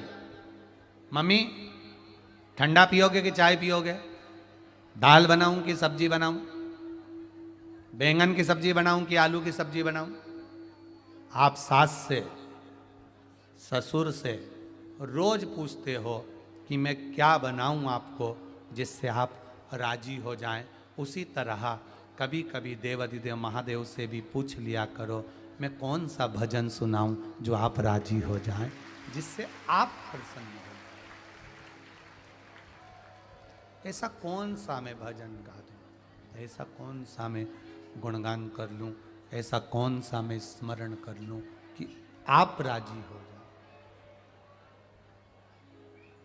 खाली न जाता कोई दर से तुम्हारे, खाली न जाता कोई दर से तुम्हारे, मैं भी खड़ा हूँ नन्ही बाहें पसारे, मैं भी खड़ी हूँ नन्ही बाहें पसारे, अपने हृदय से लगा लो गिरा जा रहा हो, उठा लो। कभी मौका मिले मेरे देवाधिदेव महादेव के पास बैठकर, मेरे शंकर जी के करीब में बैठकर कभी पूछ लिया करो, क्या बनाऊं मैं आपको, क्या सुनाऊं मैं आपको। मैं जल भर कर लाती हूं ना महादेव, उसको मछली ने झूठा कर रखा है। मैं दूध लेकर आती हूं ना महादेव, उसको बछड़े ने झूठा कर रखा है। मैं फूल लेकर आती हूं ना महादेव, उसको भंवरे ने झूठा कर रखा है। मैं पत्ती लेकर आती हूं ना महादेव, उसको इल्ली ने झूठा कर रखा है।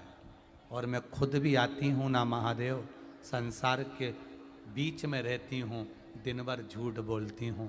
क्या बोलूं आपसे मैं, क्या बोलूं।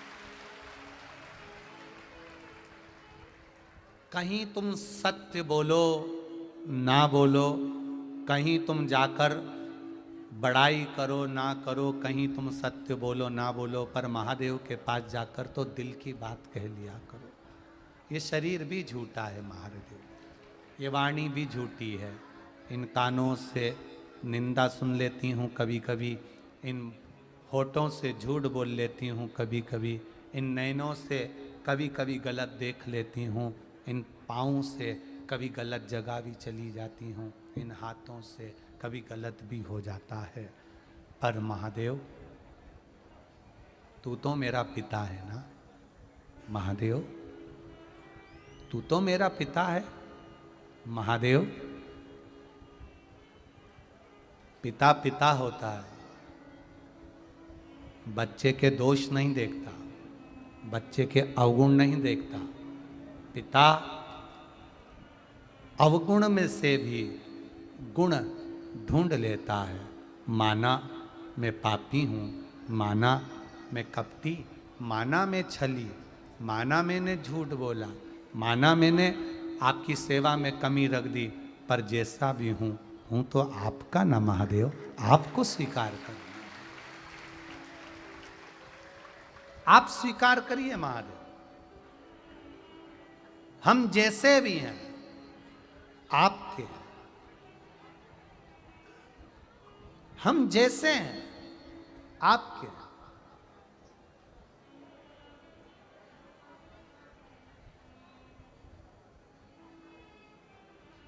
तीन चीजें आपके कंट्रोल में होना चाहिए। जरा ध्यान देना रे भिलाई वाले, तीन चीजें आपके कंट्रोल में होना चाहिए। पहली गाड़ी, दूसरी लाड़ी, और तीसरा यह मन आपके कंट्रोल में होना चाहिए।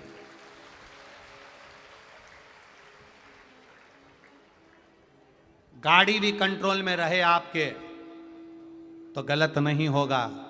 लाड़ी, लाड़ी से मतलब होता है पत्नी, पत्नी भी कंट्रोल में रहे, ना कोई विवाद, ना कोई अपशब्द, ना कोई ताने।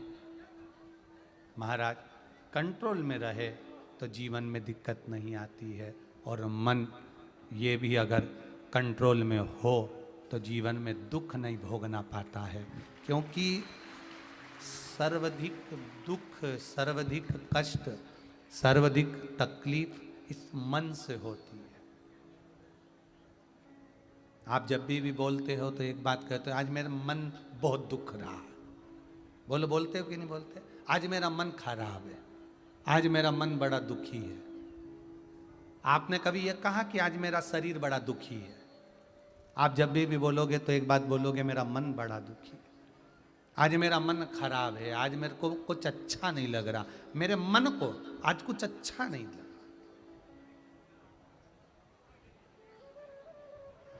क्यों? मन को क्यों अच्छा नहीं लगता? क्योंकि बहुत ज्यादा अभिलाषा लेकर आगे बढ़ोगे तो मन दुखी होगा। घर से चली थी तो कितनी अभिलाषा लेकर चली थी। मेरे पहचान वाले कथा करा रहे हैं, आगे जाकर बैठ जाऊंगी, सोफा में लगा मिल जाएगा, कुर्सी लगी मिल जाएगी। घर से चली तो बहुत अभिलाषा लेकर चली, बहुत सारी। हमारे रिश्तेदार, हमारे पहचान वाले मेरे को आगे बिठाएंगे, सोफा लगाएंगे, कुर्सी लगाएंगे, और मालूम पड़े इतनी सारी अभिलाषा लेकर कथा में पहुंचे और अंदर ही नहीं घुसने दिया। तो बोलो, अभिलाषा टूटी कि नहीं टूटी? जम के बोलो। अभिलाषा टूटी तो दुखी कौन हुआ? मन दुखी हुआ। ये मन दुखी होता है जब ज्यादा अभिलाषा कर लेते हैं, जब ज्यादा इच्छा कर लेते हैं, जब ज्यादा हम सोच लेते हैं, बहुत कुछ सोच लेते हैं, बहुत अभिलाषा लेकर चलते हैं। कई दुकान वाले दुकान लेकर आते हैं तो वो बहुत सारी अभिलाषा लेकर आ जाते हैं। इतना बड़ा भिलाई, इतने सारे लोग आए, मेरी दुकान का सारा माल बिक जाएगा, इतना रुपया इकट्ठा हो जाएगा, इतना पैसा बना लूंगा। अभिलाषा बढ़ गई, अभिलाषा बढ़ गई। जब आखिरी में व्यापार का पैसा जोड़ा तो कम हुआ तो मन दुखी हुआ। मन अभिलाषा से दुखी होता है। इसलिए ज्यादा आश नहीं रखना। आशा एक राम जी से, दूजी आशा छोड़ दो। नाता एक राम जी से, दूजा नाता तोड़ दो। एक आस, एक विश्वास, थोड़ी आशा रखिए। जो ज्यादा आस कर लेता है उसको रोना पड़ता है, उसका मन दुखी होता है। जो माताएं बड़ी आस लेकर बैठी रहती है, बस बेटे की शादी हो जाए, बहू आ जाए, गरम रोटी देगी, बहुत पूछेगी, आगे पीछे घूमेगी, मेरा आदर करेगी, मेरा पांव छुएगी, मुझे प्रणाम करेगी। इतनी आस लगा के बैठी थी, बहू आएगी तो ये करेगी, बहू आएगी तो वो करेगी, बहू आएगी तो ऐसा करेगी। इसको क्या मालूम था, बहू लाई थी, बाऊ आ गया। आस लगा कर बैठी, बहुत आस लगा कर बैठी थी, और मालूम पड़े मेरी बहू आएगी, मेरी बहू को देखना, ऐसी लेके आऊंगी, ऐसी लेके आऊंगी, ऐसी लेके आऊंगी। इतनी आस लगा के बैठी थी और वो बहू ने ले जाके अदालत में खड़ा कर दिया। इतनी आस लगाई थी। आस टूटती है तो मन दुखता है। इसलिए कोई आस मत लगाना। मन में ये सोच कर बैठना, जब इतने बड़े घर में रह रही, इतने बड़े परिवार में रह रही, मेरे इतने सारे देवर जेठ कुटुंब कबीला, जब ये मेरे नहीं हुए तो बहू क्या खाक मेरी होगी? पहले से ही तुमने सोच लिया, आस बहुत लगाई, आस टूट गई, और तुमने सोच लिया कौन मेरा होगा? अकेली आई, अकेली जाऊंगी। दुख की घड़ी में कोई नहीं आता। अकेले मेहनत करी है, अकेले दुकान चलाई है, नौकरी करी, सर्विस करी, धंधा करा, बिजनेस करा, सब अकेले करा। इसलिए किसी से आस नहीं लगाऊंगी। अंत में भी अकेली चली जाऊंगी। बहू अच्छी आ जाए तो ठीक, नहीं आए तो ठीक। घर का द्वार अच्छा होगा तो द्वार में रुकेंगे, नहीं तो हरिद्वार में रुकेंगे। उसमें क्या टेंशन? आस नहीं लगाना ज्यादा। जो बहुत सोच कर बैठते हैं, मैंने नौकरी का फॉर्म भरा है, इतने नंबर से पास हुआ हूं, 99% है, ऐसी नौकरी लगेगी कि लोग देखते रह जाएंगे। मेरे छोरे ने ये पास करा, ऐसी नौकरी लगेगी लोग देखते रह जाएंगे। और मालूम पड़ा मैं नौकरी के लिए फॉर्म भी भरा, 99% भी आए, सब कुछ था, मना नहीं। पर मालूम पड़ा कोई एक साधारण सा, भले उसका परसेंट कम था, पर कोई कारण होगा, कुछ हो गया होगा और मालूम पड़े वो निकल गया। आस ना लगाइएगा। आप ये मानकर चलो हम प्रयास कर रहे हैं, मेहनत कर रहे हैं, भरपूर मेहनत कर रहे हैं, और हमारा प्रयास हम करेंगे, आखिरी दम तक करेंगे, तो भगवान फल जरूर देगा। ज्यादा बड़ा पद नहीं देगा तो छोटा देगा, पर देगा जरूर। आस वैसी लगाकर चलो जिसमें मन ना दुखे। आस वो लगाकर चलो जिसमें मन ना दुखे।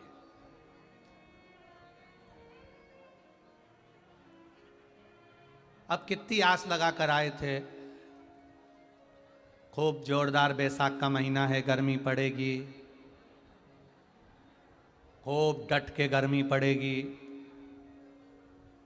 कम्बल भी नहीं लाए, पतली सी चादर लिया है। मालूम पड़े 3 दिन से लगातार पानी गिर रहा। आस लगाई थी गर्मी की, पड़ गया बारिश और ठंडी। आस लगा कर बैठे थे, गर्म पड़ेगा, गर्मी पड़ेगी, तपेगी, ऐसा होगा वैसा। आस बहुत लगाई, मन दुखी हो गया। आस ना लगाइए, महादेव के सामने जाकर अपने दिल की बात कहते जाओ। सब कह दो, सुबह से शाम तक, सवेरे जब जल चढ़ाने महादेव के पास जाओ, अपने दिल से बाबा से कह कर आ जाना, मैं दिन भर घर में रहकर हो सकता है पाप कर जाती हूँ, हो सकता है झूठ बोल जाती हूँ, मोबाइल है चलाते चलाते कुछ झूठ भी निकल जाएगा, व्यापार करते करते थोड़ा हो सकता है मैं कपट कर जाऊं, व्यवहारिकता में गलत कर जाऊं, पर तू मेरा बाप है महादेव, तू मेरा पिता है महादेव, मेरा पिता है तू, मेरे अवगुणों को भी तू छोड़ देगा और मुझे गुणवान बना देगा।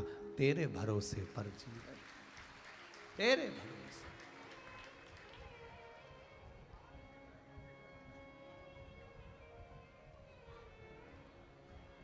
आस टूट सकती है, आस टूट जाएगी, पर विश्वास नहीं टूटेगा। विश्वास अगर पक्का है परमात्मा के प्रति, भगवान के प्रति, महादेव के प्रति, वो टूटेगा, वो नहीं टूटने वाला।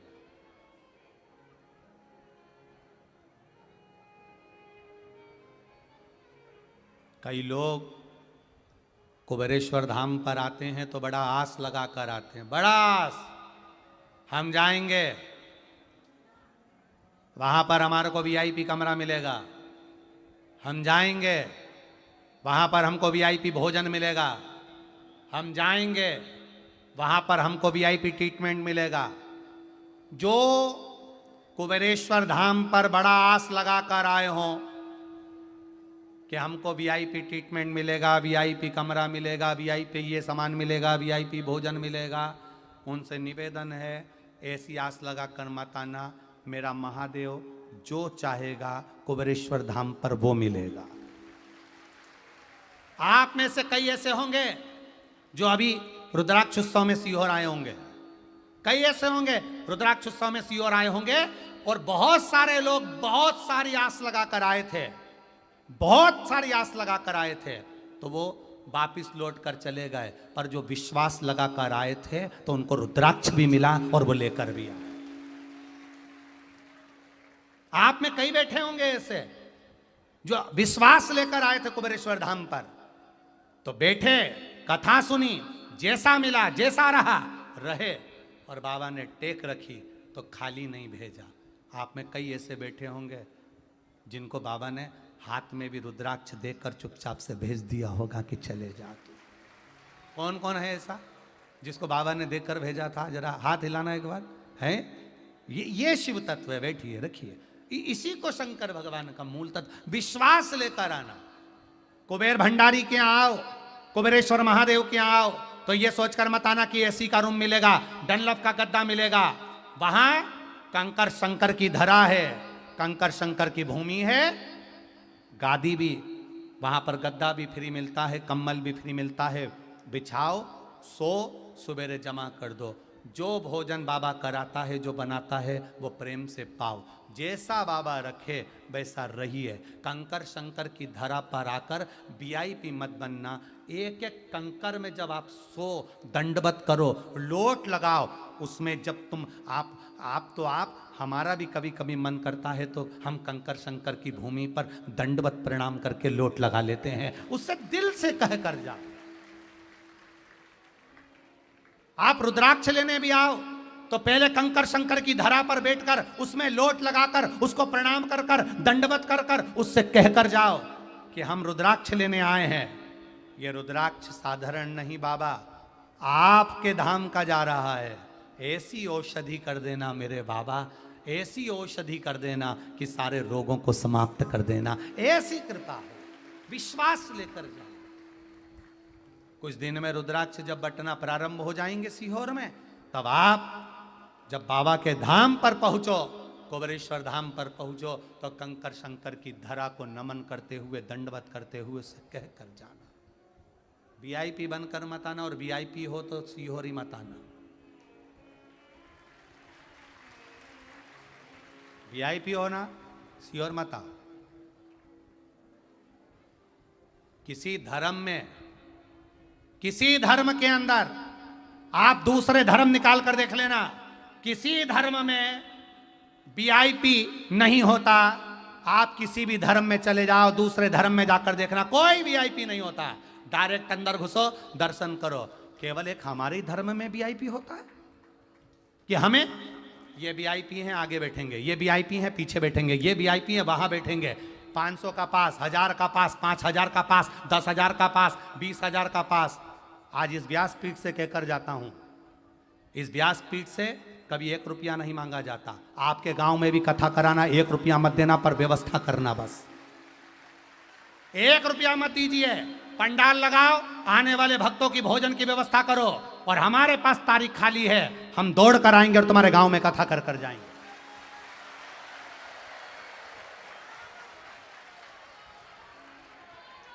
कोई कहता 70 लाख ले लिया महाराज ने, 80 लाख ले लिया, 90 लाख ले लिया, 1 करोड़ ले लिया। जो कहते हैं उनके पास में 70 लाख कहां से आए, 80 लाख कहां से आए, उनसे पूछो। और महाराज को कौन से खाते में दिए या कब दिए, उसका फोटो दिखा दो। एक बार आकर जरूर बोलना कितने करोड़ दिए महाराज को। विश्वास के साथ शिव है और शिव के साथ विश्वास है। कुबेरेश्वर धाम पर कोई वीआईपी बनकर मत आना, वहां तो कंकर शंकर की धरा है। भोजन मिले तो प्रेम से पाना, सोने को मिले प्रेम से सोना। आनंद के साथ में जितनी देर मेरे बाबा के धाम में रहो, उतनी देर श्री शिवाय नमस्तुभ्यम कहना। जो बहुत वीआईपी हैं उनसे निवेदन है, तुम अपने घर में भले हो, मत आओ कुबेरेश्वर धाम, क्योंकि कुबेरेश्वर धाम कंकर शंकर है। कुबेरेश्वर धाम कंकर शंकर की धरा है, जहां पर केवल शिव के सिवा और कुछ भी नहीं है। और जो शंकर कराता है कुबेरेश्वर धाम में वो होता है। जो शिव कराए वो होगा, शंकर के सिवा कोई नहीं कर सकता। आपके पास में धन है, आपके पास में वैभव है, आप अपने घर में हो। और एक बात का स्मरण करना, कुबेरेश्वर धाम का रुद्राक्ष बाजार में नहीं बिकता। कुबेरेश्वर धाम का रुद्राक्ष कोरियर से नहीं भेजा जाता, तुम्हारे दरवाजे पर नहीं भेजा जाता। कुबेरेश्वर धाम का रुद्राक्ष तो उस कंकर शंकर की भूमि पर तुम्हें खड़े रहना पड़ेगा।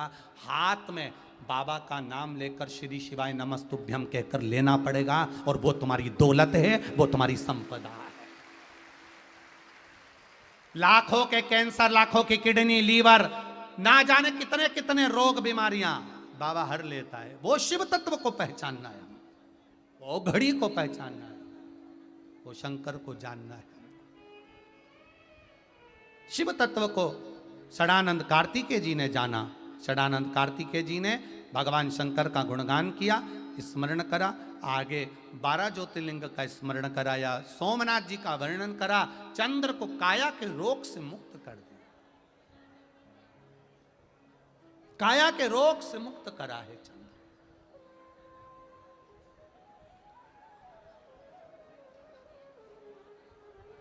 महाराज जब चंद्र काया के रोग से मुक्त हो गए, सोमनाथ जी के रूप में भगवान विराजमान हो गए। मल्लिकार्जुन के रूप में षडानंद कार्तिकेय से मिलने के लिए भगवान जाते हैं तो मल्लिकार्जुन के रूप में विराजित होते हैं। अगला वर्णन आता है महाकाल दूषण नाम के राक्षस का संहार करने के लिए काल अधिपति विराजमान है। फिर अगला वर्णन आया, ओमकारेश्वर विंद नामक पर्वत ने तप कर कर भगवान को प्राप्त किया। ये तप, ये साधना साधारण नहीं है।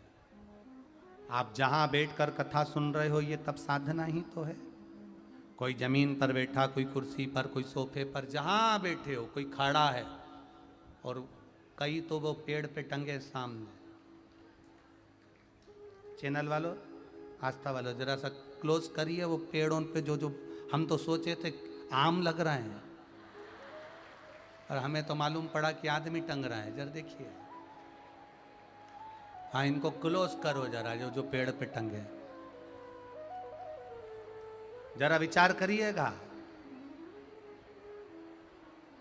3 घंटे की कथा है, 3 घंटे पहले पेड़ पर ऐसे टंगे रहते हैं, एक डाली पर बैठकर कथा श्रवण कर रहे हैं। लोग कहते हैं सियोर वाले महाराज ने क्या करा। सियोर वाला कुछ नहीं करता, जो करता है वो महादेव करता है। ऐसी भक्ति दुनिया में दूसरी बार देखने को नहीं मिलेगी। ऐसी भक्ति दुनिया में दूसरी बार देखने को नहीं मिलेगी। इतना पानी, आंधी तूफान, टेंट उड़ गए, पर्दे उड़ गए, और तो भी तुम लाखों की संख्या में आकर बैठ गए। ये शिव भक्ति कहां से लाओगे। पेड़ों पर टंगे हैं, कहीं कहीं रोडों पर, रोडों के ऊपर, चारों तरफ भरे पड़े हैं, भरे। ये शिव भक्ति कहां से। तप किया नर नारायण ने, केदारनाथ जी को पाया। भीमाशंकर कुंभकर्ण के बेटे भीम का वध करा तो भीमाशंकर के रूप में शिव जी विराजमान हुए। अगला वर्णन है, काशी विश्वनाथ मनु शत्रुपा ने तप कर कर भगवान को प्राप्त किया। त्र्यंबकेश्वर गौतम बाबा पर से गौ हत्या का दोष मिटाया और बाबा वहां आनंद के साथ में विराजमान हुए। वैद्यनाथ रावण शिवलिंग लेकर जा रहे थे, बाबा को भूमि पर रखा, वैद्यनाथ जी के रूप में विराजमान हुए। बड़ा सुंदर धाम है बाबा धाम वैद्यनाथ जी का। कौन कौन गया है बाबा धाम? गए हो आप लोग? हम विनोद जी से कहे एक बार, और दिनेश साहू जी को भी हमने बोला कि कभी योग लगेगा ना, दिनेश जी विनोद जी हमने दोनों से कहा कि कभी योग लगेगा तो एक बार बाबा धाम भी ऐसा ही शिव कथा का एक भव्य आनंद बाबा धाम में भी किया जाए।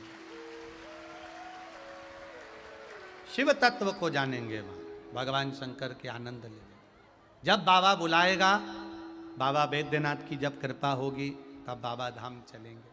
शिव कृपा जब होगा, शिव कथा कहती है, आगे वर्णन करती है, बाबा वैद्यनाथ जी के रूप में विराजमान हुए। अगला वर्णन है, नागेश्वर दारुक नाम के राक्षस का भगवान संहार किए। फिर रामेश्वर बाबा का वर्णन किया है, जिन्होंने सुंदर शिवलिंग का निर्माण किया है। अगला वर्णन आया है, कृष्णेश्वर सुधर्म नाम के ब्राह्मण की 2 धर्मपत्नियां घूष्मा सुदेहा, घूष्मा के बेटे को सुदेहा ने जो मार दिया था, उस शिवलिंग का विसर्जन करते समय उसके मन में भाव जागृत हुआ, मेरा बेटा बहुत दिन का नहीं दिखा, भगवान ने उसके बेटे को पुनः तालाब में से जीवित कर कर भेज दिया। ऐसा मेरा देवाधिदेव महादेव कृष्णेश्वर के रूप में विराजमान है। बोल बम का नारा है, बाबा एक सहारा है। कृष्णेश्वर के रूप में विराजमान होते हैं। 12 ज्योतिर्लिंग के स्मरण का सुख शिव की कृपा से प्राप्त होता है।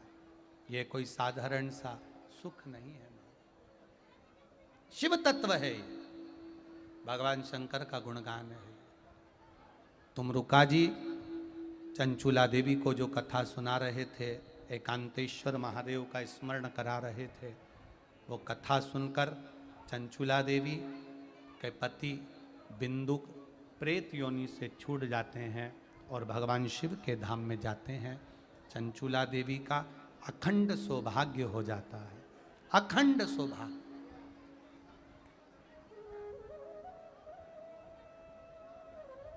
माता पार्वती अखंड सौभाग्य देने वाली मां है, अखंड सौभाग्य देने वाली, जो साधारण नहीं है। जो आराधना करता है मां पार्वती उसकी झोली में गोदी में लाल दे देती है और मांग में सिंदूर दे देती है। वो माता पार्वती अखंडता देती है, अखंडता।